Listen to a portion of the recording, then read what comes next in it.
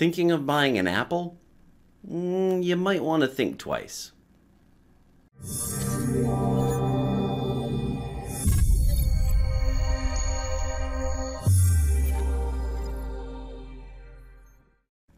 So I came across this article today, and it's something that I've actually heard about in a lot of circles. There's kind of this problem with a lot of Apple products where they're starting to deteriorate in different ways. Mostly it has to do with connections here and there, chipsets that go bad, and sometimes there's legitimately things that people do to their iPads or to their laptops that would cause these types of disruptions with their Apples. But it seems like Apple is starting to take a pretty hardcore stance about making sure that they don't have to pay or they don't have to fix. Now, in some cases, it's getting resolved. It's just becoming a harder thing. Now, I, at one point, used to work for AT&T. I used to work for their what they called the Exchange by Mail program, where if you had some sort of problem with your device, your phone stopped working, then we would go through a series of diagnostic steps to try to solve the problem. If we couldn't, we would exchange your phone through the mail. But there was a caveat. When you sent us your phone, if we discovered that there was some sort of damage to it, especially liquid damage, somebody dropped it in the toilet or something, well, we wouldn't necessarily know that over the phone, would we? So we always had the caveat that if there's something damaged about it, you're going to get paid full price for the replacement phone. And that was a condition of the agreement, and sometimes this would be this would cause certain individuals to say, well, that's unfair or that's not right. But from our perspective, of course, it kind of has to be that way, right? You could have done anything to your phone. We didn't really know what that might have been in order to cause the problem that you're experiencing. And if it was pretty clear that it was something you did do to the phone, well, then we would have to charge you for that. Well, this is kind of something that Apple has taken and gone to pretty far extremes with, it sounds like. There have been a lot of reports about people taking their laptops or their iPads or iPhones to the Apple Store and the Apple Store refusing to repair it without some exorbitant cost because they say that it is damaged. And I came across this article today. This comes from Macworld. And, you know, of all places, I imagine Macworld is probably pretty fond of Mac products, right? So whenever they have a feature about some bad situation going on, I think it's worth a read. So it starts off with the headline, Bent iPad Pros may develop logic board issues, but good luck getting the Apple Store to fix it. And it's not just the new models that could be affected. That's right, especially some of the older models. So there's a gentleman I watch all the time, and I'll pull up his channel here because he definitely deserves it. I give him props. I watch him all the time. His name is Luis Rossmann. So I'll do Luis Rossmann. And he's got a lot of stuff to say about Apple, right? Yeah, he's not very happy with Mac, right? He's definitely not happy with Mac. He repairs Macs all the time. And he likes to post up his repairs, so he's definitely worth a watch. It's kind of interesting watching him go through and repair these things and diagnose what the problem is. So here's an example of an authorized repair. What's in your MacBook? An unauthorized repair. Gee, I wonder which one was the correct one. Was it the one where the soldering looks like that, or where the soldering looks like that? I wonder which one it is. And now he's been saying for the longest time, design flaws, design flaws, design flaws. And of all people who would know, it would be Luis Rossmann. He's repairing these things all the time. He sees where things break all the time. And he's been saying stuff like this. He's been saying Apple has certain parts of their product that are consistently breaking. And Apple will refuse to repair them. They will refuse, and not only that, but they are refusing to distribute or allow the repair facilities to buy those replacement parts. That way, you have to buy a new product. That's how they're trying to work it. So, Michael Simon here, I'm not going to dig too far into this because I don't have a whole bunch of time to go about this, but When reports started surfacing late last year of bent iPad Pro devices and Apple's unwillingness to repair or replace affected units, they didn't register on Marcus's radar. Having just bought a tablet in July, he wasn't in the market for a new one, even though his 10.5-inch iPad Pro was part of the previous Touch ID generation. Marcus was perfectly happy with it, having safely secured it with an OtterBox Defender case. I love OtterBoxes. From the moment he unboxed it. So he's got this thing already in an OtterBox Defender case. He's got it in a case from the moment he buys it, right? When he started experiencing issues with his iPad stuttering and shutting down last month, he figured it would be an easy trip to the Apple Store. After all, it was still under warranty, and Marcus had a great track record of Apple tablets, this being his fourth. All right.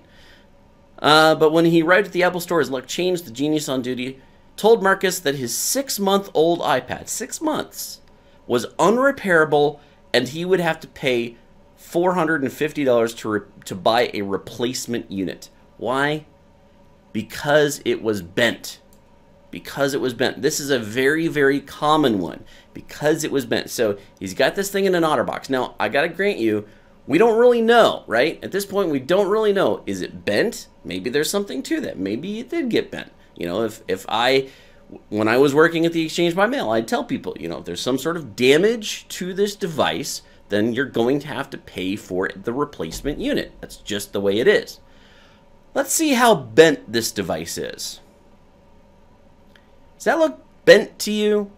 Does that look like some sort of significant damage has occurred or it's been abused? Does that look like left side or right side or front or back in some way has been bent beyond or would have caused some sort of disconnection? I don't see any. It doesn't look like it's been dropped. I mean, we can't really tell for sure, but I don't see any obvious signs of cracking. I don't see any signs of droppage. And in fact, the fact that he had it in the OtterBox would mean even if he did drop it, most likely it was pretty well guarded against, right? So let's see what happens to poor old Marcus. In both cases, the Apple Store flat out refused to help, so he took it to 2 different stores. Both times told it was bent. Now, I wanted to, there's a spot in here where he says, yeah, so what's more, Marcus said he couldn't even see how and where the iPad was bent, even though the technician could. As you can see in the photo above, the iPad shows no noticeable unevenness, seemingly falling within the Apple's own acceptable 300 to 400 micros of range of deviation. And we don't really know because we don't have a measuring device to do this, but by eye, that does not look bent, right? I mean, it looks a little lifted off of the table here, but not by much, right? The shadow is a little bit larger over here, but there's nothing bending about that to me. All right, a connection issue to the main board, and also, so here we go. The genius at the second store was able to track down the issue to a connection issue to the main board. A connection issue, right? So something got disconnected. So this is after he brought it to the second store. Now the first one, I'm trying to find, it was said here, maybe you just take my word for it, you can go read it later. But the first repair store said it's bent on the left. The second repair store said it's bent on the right. So the 2 stores couldn't even agree which side of the iPad was bent. They just said it was bent, couldn't be repaired. And you have to pay full price. Anyway, so he did eventually, and I'll just kind of skip down here to, he did go through the Apple support page. So the cavalier attitude comes directly from Apple, since the company hasn't issued any guidance on the issue other than a support page article explaining away any issues with the new iPad Pro. So they are just basically explaining away the issues and refusing to fix them. And if you do have something wrong, they're going to blame you for it, right? Because there's nothing wrong with our product. Okay, so here it is, getting results. Even after the second opinion, however, Marcus refused to cave. Good for him. He decided to send it to an Apple Repair Center, which you can do through their website, getsupport.apple.com. And lo and behold, he was sent a replacement unit the very same day. his defective iPad Pro was received. As they say, Apple's left hand doesn't appear to know what its right hand is doing. So he was able to get a replacement by going through the getsupport.apple.com. And did they charge him for it? No. So was there anything wrong with his Apple? No. So why go through the hoops? Well, because they're hoping that you'll buy something. They're hoping that they can convince you that you did something wrong and therefore you need to buy a new one.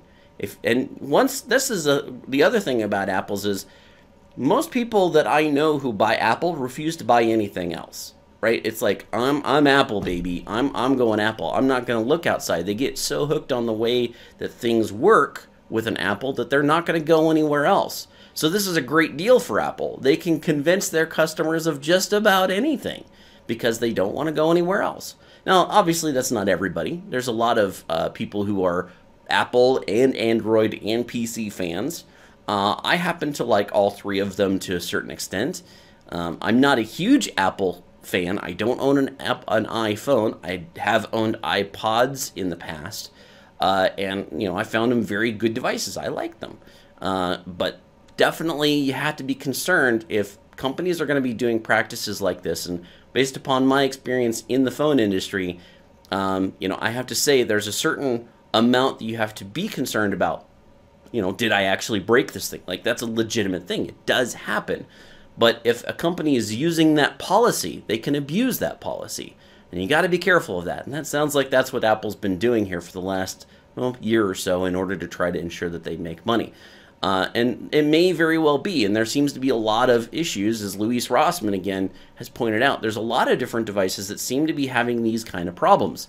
And what's also really abhorrent about this is that Apple is refusing to let these unauthorized dealers, unauthorized repair stores who do have good work reputations, right? Louise Rossmann has an excellent reputation for repairing these things, but because he's not an authorized repairman, he does not have access to everything that he could have in order to solve the problem. But even if he was an authorized repair store, he may still not have access to the parts that are necessary because Apple refuses to sell them. There's certain parts of laptops and iPads and iPhones that they just simply will not allow you to buy, forcing even the repair stores to turn away people saying, sorry, we can't repair your device, even though we know exactly what's wrong, we can't repair it, you have to go buy a new one. So I just say think a second time about whether or not you're going to buy Apple. I'm not saying it's going to happen to you. And maybe it's a situation where, again, the left doesn't know what the right hand is doing, and maybe Apple can fix this. Maybe Apple will notice that this is becoming a problem, will start to acknowledge it. They have acknowledged it on some other products. So I think that it's possible that maybe it's just, you know, this is an odd situation. It just seems to be happening a little bit more, and maybe Apple will address it. But I think you should make sure you're paying attention to what is Apple doing about these kind of problems? And if they start to fix it, great. Then go ahead and buy their products. But boy, I'd be a little leery if they continue going down the road with these practices. Anyway, I will send you links to both Louise Rossmann's YouTube page as well as this article, because I think it's well worth a read. Hopefully you guys enjoy this video. If you did, please don't forget to hit that thumbs up button and subscribe to the channel if you like the content. And don't forget, if you do want to subscribe and you want to get alerts about what's going on, what are some of the posts that I post, then please don't forget to hit that little bell icon so that you get notifications. I'd like to thank the following members for contributing to the channel and helping it grow: Kanan Krishnan, Rishi, SAA Consulting, Mrs. Killingham Softly, and Olubayu Olasakan. Thank you guys, I really appreciate it. And if you too want to have your name added to this list as a contributor to the channel and receive 10% off at our Teespring store, as well as receiving direct access to me so that if you have questions, you can ask me, then all you have to do is just go to my channel, Programming Made Easy, and you just click on the join button right here.